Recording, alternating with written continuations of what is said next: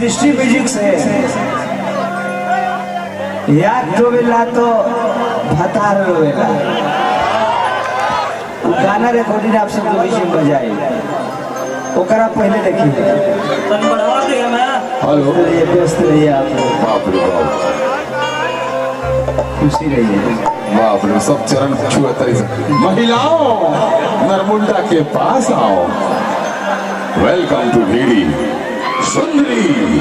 पिताजी के पाँव छू लो पहले। अब भैया के राखी बांध जाके बेचैनी में कौन से हेलो देखिए हमने का देश में रीति रिवाज बा कि जब सबसे पहले केहू से मिलल जाला तो का नाम पता पूछना जरूरी हो। तेरा क्या नाम है सुंदरी? ये छोटी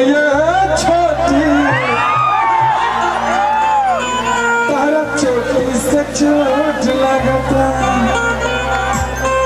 क्या नाम है तुम्हारा? क्या नाम हो? मुंह माइक में बोलो।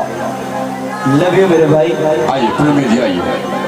देखिए सब लोग ये लोग कार्यक्रम में आइल बा टिंकू भाई के प्यार ये टिंकू जी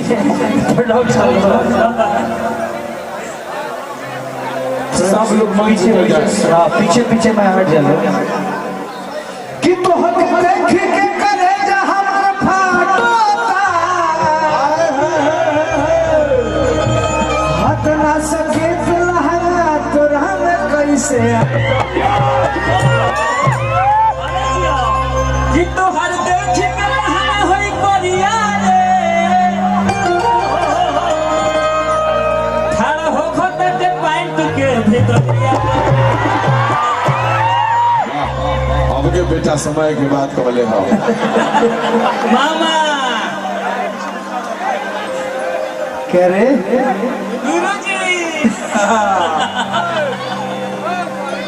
अरे की चोटी में हरारू हमर प्यारी होई हो तब तो हर मंदिर में मारा मारी होई हो।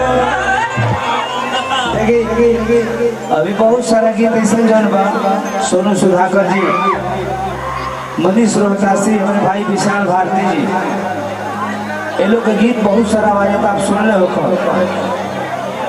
नरमुंडा जी का चानी हमारा नाम है। वो गाना बढ़िया भी बजाता हमारा